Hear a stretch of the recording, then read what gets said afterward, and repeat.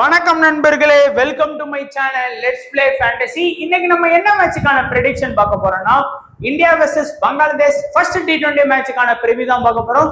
அதுக்கு முன்னாடி நீங்க நம்மளுடைய டெலிகிராம் சேனல்ல ஜாயின் பண்ணல அப்படின்னா மறக்காம ஜாயின் பண்ணிக்கோங்க. முக்கியமான அப்டேட் பிளஸ் ஃபைன் டீம் எல்லாமே நம்மளுடைய டெலிகிராம் சேனல்ல ஃப்ரீயா கொடுத்துட்டு இருக்கோம். ஸோ மறக்காம ஜாயின் பண்ணி சப்போர்ட் பண்ணுங்க.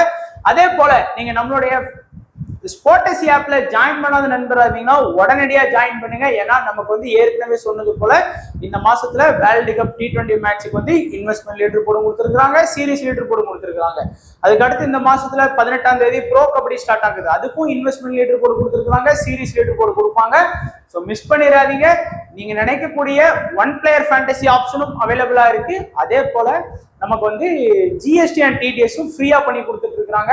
எதுக்கு வெயிட் பண்றீங்க? சீக்கிரமா ஜாயின் பண்ணிக்கோங்க. லிங்க் வந்து டிஸ்கிரிப்ஷன் பாக்ஸ்ல இருக்குது. Pitch report. இந்த குவாலியர் பிச்சை பொறுத்த வரைக்கும் பெருசா இன்டர்நேஷனல் T20 மேட்ச் வந்து நடத்தவே இல்லை. ஓடிஐ மேட்ச் வந்து பாத்தீங்கன்னா ஒரு 10 to 12 மேட்ச் நடத்திருக்காங்க. டெஸ்டும் பெருசா நடத்தல, பட் T20 நடத்தல. இந்த டொமஸ்டிக் மேட்சும் பெருசா யூஸ் பண்ணல இந்த பிச்சை வந்து ரொம்ப நாளா. பட் அதனால இந்த பிச்சை வந்து T20க்கு எப்படி சப்போர்ட் பண்ணும் அப்படிங்கறதுலாம் நம்மளால வந்து ஷுவரா சொல்ல முடியாது. ஸோ மேட்ச் வந்து ஞாயிற்றுக்கிழமை 7 மணிக்கு ஆரம்பிக்கு. அப்போ ஒரு 6:30 மணிக்கு ஏதாச்சும் ஒரு எக்ஸ்பர்ட் வந்து பிச்சை வந்து நல்லா அனலைஸ் பண்ணி அந்த டொப்பு ரெண்டு தொட்டு தட்டி பார்க்கறதுலாம் பார்த்துட்டு நமக்கு வந்து ஒரு ரிப்போர்ட் கொடுப்பாங்க. ஸோ அதை பேஸ் பண்ணி நம்ம வந்து பிச் ரிப்போர்ட் வந்து உங்களுக்கு சேனல்ல வந்து கண்டிப்பா கொடுக்குறேன். இது பொதுவாக இருக்கக்கூடிய ஒரு ரிப்போர்ட் தான். அப்புறம் வந்து நம்ம டைரக்டா ப்ரெடிக்ஷன் பார்த்துடலாம். இந்தியாவை பொறுத்த வரைக்கும் பாசிபிள் 11 அப்படின்னு பாத்தீங்க அப்படின்னா அபிஷேக் சர்மா, சஞ்சு சாம்சன், சூரியகுமார் யாதவ், சிவம் துபே, ஹர்திக் பாண்டியா, ரிங்கு சிங், வாஷிங்டன் சுந்தர், வருண் சக்கரவர்த்தி, ஹர்தீப் சிங், ரவி பிஷ்னோய், மயங்க் யாதவ் அப்படின்னு சொல்லி 11 பேர் கொடுத்துருக்காங்க. இதுல வந்து ஒரு சில பிளேயர் வந்து ரியன் பராக் உள்ள வர்றதுக்கான வாய்ப்புகள் இருக்குங்கிறாங்க. வருண் சக்கரவர்த்திக்கு போய் அந்த இடத்துல ஆடி, ஏன்னா அவரும் லாஸ்ட் நம்ம ஸ்ரீலங்கா சீரீஸ் கூட இருந்தாரு, நல்லா வந்து ஸ்பின்னும் வந்து அட்டாக் பண்ணி கொடுத்தாரு அப்படிங்கிறதுனால அந்த ஒரு இது இருக்குங்கிறாங்க. பட் பிளேயிங் 11 ஆல்மோஸ்ட் ஒரு 10 பிளேயராச்சும் நமக்கு ப்ரெடிக்ட் பண்ணதுல ஆடிடுவாங்கன்னு தோணுது. இல்லைன்னா ஹர்ஷித் ராணா உள்ள வர்றதுக்கும் வாய்ப்பு இருக்கும் அப்படிங்கிற மாதிரியும் சொல்றாங்க. ஏதாச்சும் ஒரே ஒரு சேஞ்ச் வேணா மேபி இருக்கலாம், அதை கொஞ்சம் பார்த்துக்கலாம். பட் நம்மளை பொறுத்த வரைக்கும் இன்னிங்ஸ் ஓபன் பண்ணக்கூடியது அபிஷேக்கும் சஞ்சு சாம்சனும் ஓபன் பண்றாங்க. அபிஷேக் சர்மா எவ்வளவு பெரிய ஹார்ட் ஹிட்டர் அப்படின்னு நம்ம எல்லாருக்குமே தெரியும். இதுக்கு முன்னாடி நடந்த ஜிம்பாவே டூரா இருக்கட்டும், அதுக்கு பின்னாடி நடந்த ஸ்ரீலங்கா டூரா இருக்கட்டும், ஒரு 3 T20 இருக்குன்னா கண்டிப்பா அபிஷேக் சர்மா ஒரு T20 டக் அவுட்ல போவார், இல்லைன்னா 10 ரன்னுக்குள்ள அவுட் ஆவார். ஏதாச்சும் ஒரு T20 ஒரு 20 to 30 ரன் அடிப்பாரு. ஏதாச்சும் ஒரு T20 கண்டிப்பா செஞ்சுரி இல்லைன்னா 80+ வந்து ஸ்கோர் பண்ணி கொடுப்பாரு. அதுதான் அபிஷேக் சர்மா. எப்படி வந்து ஆஸ்திரேலியாவுக்கு ஒரு ஹெட்டோ அதே மாதிரி நமக்கு ஒரு அபிஷேக் சர்மா. பட் அபிஷேக் சர்மாட்ட இன்னும் ஒரு அட்வான்டேஜ் இருக்கு. பவுல் பண்ணுவாரா அப்படிங்கிறது கேள்விக்குறிதான். ஏன்னா ஜிம்பாவே சீரீஸ்லயும் பவுல் பண்ணாரு, ஸ்ரீலங்கா சீரீஸ்லயும் ஒரு சில மேட்ச் வந்து பவுலிங் எடுத்தாரு. ஆனா இந்த சீரீஸ்ல பவுலிங் எடுப்பாராங்கிறது கொஞ்சம் கேள்விக்குறிதான். பட் பவுலிங் எடுக்கிறதுக்கான பாசிபிலிட்டியும் கண்டிப்பா இருக்கு. அது ஒரு லைட் அட்வான்டேஜ். பட் அவர் வந்து கண்டிப்பா இன்னைக்கு பவுல் பண்ணுவார்லாம் நம்ம சொல்ல முடியாது. கண்டிப்பா பவுல் பண்ண மாட்டாருன்னு நம்மளால சொல்ல முடியாது. ஏன்னா மேட்சுக்கு வந்து எப்படி மாறுதோ அதுக்கு ஏத்தாப்புல கம்பீரன், கேப்டன் சூர்யா வந்து ப்ரிப்பேர் பண்ணுவாங்க. சஞ்சு வந்து பாத்தீங்கன்னா விக்கெட் கீப்பிங் ஆப்ஷன்ல நமக்கு வந்து இருக்கிறாரு. விக்கெட் கீப்பரா வந்து சஞ்சு சாம்சன் இறக்கிறதுக்கு வாய்ப்புகள் இருக்குது. ஏன்னா அவர் தான் ஓப்பனிங் ஆடுறாரு. ஏன்னா வேற யாருமே ஓப்பனிங்க்கு தகுந்தாப்புல அவங்க வந்து ஸ்குவாட்ல யாரும் எடுக்கல. அதனால சஞ்சு சாம்சன் தான் அந்த 3 T20க்கும் ஓப்பனிங் இறங்குறதுக்கு பாசிபிலிட்டி கண்டிப்பா இருக்குது. நல்லா பயன்படுத்துவார்னு நினைக்கிறோம். ஏன்னா சேட்டா வந்து பாத்தீங்கன்னா நமக்கு வந்து IPL நல்லா ஆடுவாரு. இந்தியா வந்து அவருக்கு வந்து பெருசா வாய்ப்பே கொடுக்காது. ஏதாச்சும் ஒரு மேட்ச் வாய்ப்பு கொடுக்கும், அன்னைக்கு தலைவர் வந்து பாத்தீங்கன்னா டக் அவுட்ல டீசெண்டா கிளம்பிடுவாரு. எனக்கு எதுக்கு வம்பு அப்படிங்கிற மாதிரி.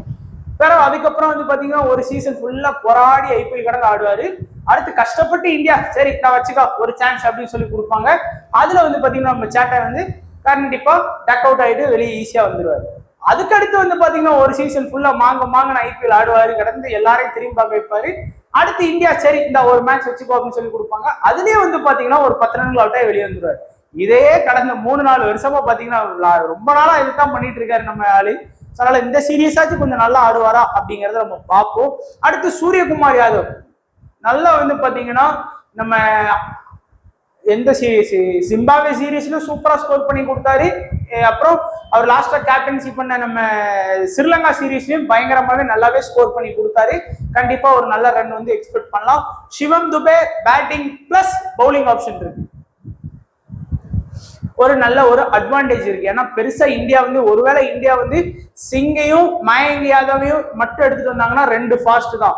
அப்படிங்கும்போது சிவம் துபே ஹர்திக் பாண்டியா தான் வந்து பாத்தீங்கன்னா பவுலிங் அட்வான்டேஜ்ல ஃபாஸ்ட்ல இருக்கணும். ஒருவேளை பிச் வந்து ஃபாஸ்ட்டுக்கு சப்போர்ட் பண்ணிச்சுன்னா அவங்களுக்கான இம்பார்ட்டன்ஸ் வந்து அதிகமா கூடும், இல்லைன்னா கம்மியாகும். அடுத்த ரிங்கு ஒரு நல்ல ஒரு மிடில் ஆர்டர். கடைசி ரிங்குட்ட இருக்கக்கூடிய ஒரு பெரிய மைனஸ், நான் எப்பவும் அடிக்கடி சொல்றது அதுதான், அவர் ஐபிஎல்லையும் சரி இங்கேயும் சரி பெருசா ஓவர் கிடைக்காது. அப்படியே கிடைச்ச மேட்ச் எல்லாரும் கூட அவரும் அவுட் ஆயிடுவாரு. கிடைக்காத மேட்ச் ஒரு 18வது ஓவர்ல வர்றாருன்னா ஒரு 4 6 காட்டிட்டு போயிடுவார். அவ்வளவுதான் அவரோட இது. இதேதான் ஒரு 12வது ஓவர்ல கிடைக்கும் அப்படின்னா சரி இன்னைக்கு நல்லா ரிங்கு ஸ்கோர் பண்றதுக்கு வாய்ப்பு இருக்கும் நினைப்போம், அன்னைக்கு டப்புன்னு அவுட் ஆகி போயிடுவார். அதுதான் ரிங்கு. பேட்டிங் வாய்ப்பு கிடைச்சா பயன்படுத்த மாட்டாரு. அந்த கடைசி மேக்சிமம் அவருக்கு அந்த 17 18 19 இந்த ஓவர்ல தான் பேட்டிங் வாய்ப்பே கிடைக்கும். கடைசி 3 ஓவர்ல தான் கிடைக்கிறதுக்கு வாய்ப்புகள் இருக்கும். ஸோ பேட்டிங் அப்புறம் வாஷிங்டன் சுந்தரையும் ஒரு ஆல்ரவுண்டரா நம்ம கன்சிடர் பண்ணிக்கலாம். ஏன்னா ஓரளவுக்கு சில மேட்ச்லாம் நல்லாவே பேட்டிங் ஒரு கணிசமான ஸ்கோர் ஆடி கொடுக்கக்கூடிய பிளேயர். ஒரு டாப் கிளாஸ் ஸ்கோர் பண்ணாலும் ஒரு 15ல இருந்து 20 ஒரு 30 அந்த மாதிரி பேட்டிங் தேவைப்பட்டா அந்த மாதிரி ஸ்கோர் பண்ணி கொடுக்கக்கூடிய ஒரு பிளேயரா இருக்கிறாரு. அதுக்கப்புறம் வந்து வருண் சக்கரவர்த்தி ஒரு நல்ல ஒரு மெயின் ஸ்பின்னர். இப்ப டிஎன்பிஎல்லாம் நல்லாவே வந்து ஓரளவுக்கு தான் பெர்ஃபார்ம் பண்ணாரு. ஐபிஎல் ரேஞ்சுக்கு கூட அவரால் டிஎன்பிஎல் வந்து பெர்ஃபார்ம் பண்ண முடியல. ஏன்னா டிஎன்பிஎல் வேற ஐபிஎல் வேற அப்படிங்கிற மாதிரி இருந்தது. அடுத்து வந்து சிங் இனிஷியல்ல பிளஸ் டெத்ல இந்தியாவோட டெத்ல அட்டாக் பண்ணக்கூடிய ஒரு பெரிய பிளேயர் அப்படின்னு சொல்லலாம் சிங்க. கண்டிப்பா 2 விக்கெட் ஆச்சு நீங்க எக்ஸ்பெக்ட் பண்ணலாம். பிஷ்னோய் வந்து விக்கெட் வந்து எடுக்க மாட்டார் அவ்வளவு சீக்கிரத்துல. எடுத்தாருன்னா அப்படின்னா 3 விக்கெட்டு 4 விக்கெட் இந்த மாதிரிதான் வந்து பாத்தீங்கன்னா தலைமை எடுத்து கொடுக்குறது. அடுத்த மயங்க் யாதவ் நம்ம எல்லாருக்குமே தெரியும், லக்னோ சூப்பர் ஜெயின்ஸ்ல ஒரு மேட்ச் ஆடி எப்படி மாஸ் காட்டி விட்டார் அப்படின்னு நமக்கு தெரியும். ஸோ ஃபாஸ்ட் வந்து அவருடைய பெஸ்டா இருக்கும். 150+ மேல போடுவாரு. ஸ்டம்புகளெல்லாம் தூக்கி எறிஞ்சா பங்களாதேஷ் பிளேயரால சும்மாவே நிற்க மாட்டாங்க. கண்டிப்பா அவுட் ஆகி போறதுக்கு நிறைய வாய்ப்பு இருக்கு. ஸோ ஒரு நல்ல ஒரு கேம் சேஞ்சர் ஆப்ஷனா ட்ரை பண்ணலாம். ஸோ என்னை பொறுத்த வரைக்கும் அபிஷேக் சர்மா, சஞ்சு சாம்சன், சூரியகுமார் யாதவ், சிவம் துபே, ஹர்திக் பாண்டியா இந்த டாப் 6ன்னு பாத்தீங்கன்னாலே இதுல வந்து டபுள் அட்வான்டேஜ் இருக்கக்கூடிய பிளேயர்ஸ் அப்படின்னு பார்க்கும்போது சஞ்சு, சிவம் துபே, பாண்டியா. பட் நமக்கு வந்து அபிஷேக்குக்கும் பவுலிங் அட்வான்டேஜ் மேபி கிடைக்கலாம். பட் சூரியகுமார் யாதவ் எடுக்காம ஒரு டீமே நீங்க செட் பண்ண முடியாது, ஸ்மால் லீக் டீம். ஸோ அதனால அபிஷேக்கு, சஞ்சு சாம்சன், ஹர்திக் பாண்டியா இந்த 3 பேர் வந்து ஃபர்ஸ்ட் சாய்ஸா வச்சுக்கோங்க. மீதி யார் வேணாலும் உங்களுக்கு சஞ்சு சாம்சன் வேணாலும் சஞ்சு எடுக்கலாம், சிவம் துபே எடுக்கலாம், ரிங்கோ கூட நீங்க போகலாம். பவுலிங் ஆப்ஷன்ல வாஷிங்டன் நல்ல ஒரு ஃபார்ம்ல பெர்ஃபார்ம் பண்ணி கொடுத்துட்டு இருக்கிறாரு. சிங் இல்லாம டீம் செட் பண்ண வேணாம். மயங்க் யாதவும் வந்து பாத்தீங்கன்னா பிளேயிங் லெவல்ல இருந்தாருன்னா கண்டிப்பா ட்ரை பண்ணுங்க. ஏன்னா ஃபாஸ்ட் வந்து அவருக்கு ஒரு ஃபேவரட்டா இருக்கும் இந்த மாதிரி பிட்ச்ல. மீதி வருணும் பிஷ்னோயை ட்ரை பண்றது உங்களுடைய இருக்கும். பிஷ்னாய் வந்து கண்டிப்பா விக்கெட் டேக்கிங் பவுலரா இருக்கிறதுக்கு வாய்ப்புகள் இருக்கு, அதையும் கொஞ்சம் ஞாபகம் வச்சுக்கோங்க. கேப்டன் வைஸ் கேப்டன் பாத்தீங்கன்னா அபிஷேக் சர்மாவுக்கு ஒரு கேப்டன் வீசி எடுக்கலாம், சூர்யாவுக்கு வந்து ஒரு கேப்டன் வீசி எடுக்கலாம், ஹர்திக் பாண்டியாவுக்கு ஒரு கேப்டன் வீசி எடுக்கலாம், சிங்குக்கும் ஒரு கேப்டன் வீசி எடுக்கலாம். இந்த 4 பேருக்குமே நீங்க கேப்டன் வீசி வந்து இந்தியா டீம்ல இருந்து ட்ரை பண்ணுங்க. அடுத்து பங்களாதேஷை பொறுத்த வரைக்கும் டெஸ்ட் மேட்ச் வந்து பெருசா இல்ல. பட் T20லயும் இந்தியா தான் 3ல 2 வின் 3க்கு 3 வின் பண்றதுக்கு தான் நிறைய வாய்ப்புகள் இருக்கு. அட்லீஸ்ட் ஒரு மேட்ச் ஆச்சும் பங்களாதேஷ் வின் பண்றாங்களான்னு பார்க்கலாம். அவருடைய பாசிபிள் 11 டான்வின் வெசனே, சாண்டோ, லிட்டன் தாஸ், ஹரிதாய், ஜாகர் அலி, அடுத்து வந்து மஹமுதுல்லா ஹொசைனே, மெஹடி கசனே, தஸ்கின் அகமடு, டான்வின் சகிப்பு, அடுத்து வந்து பாத்தீங்கன்னா முஷபிசு ரஹ்மான். இது வந்து அவங்களுடைய ஒரு 11 பேர் பாசிபிள் 11 இருக்கலாம். ஒரே ஒரு சேஞ்ச், சொரிஃபுல் இஸ்லாம் உள்ள வரலாம், ஃபாஸ்ட் வேணாம். மற்றபடி சேம் பிளேயிங் லெவன் இருக்கிறதுக்கு தான் வாய்ப்புகள் இருக்குது. அவங்கள பொறுத்த வரைக்கும் இந்த 8 பேருமே நல்லா ஓரளவுக்கு டீசெண்டான ஒரு பேட்டிங் ஆடக்கூடிய பிளேயரா இருக்கிறாங்க. இதுல வந்து மஹமுதுல்லா வரைக்கும் கொஞ்சம் நல்லா வந்து பாத்தீங்கன்னா தரமான பேட்ஸ்மேன். இந்த 2 பேருமே மெஹடி கசனும் ஹொசைனும் சரி ஒரு ஆல்ரவுண்டர். இதுல ஹொசைன்லாம் பேட்டிங் பிளஸ் பவுலிங் நல்லாவே பெர்ஃபார்ம் பண்ணியிருக்கிறாரு. வேர்ல்டு கப் டைம்லலாம், இந்த T20 வேர்ல்டு கப் டைம்லலாம் மிஸ் பண்ணிடாதீங்க.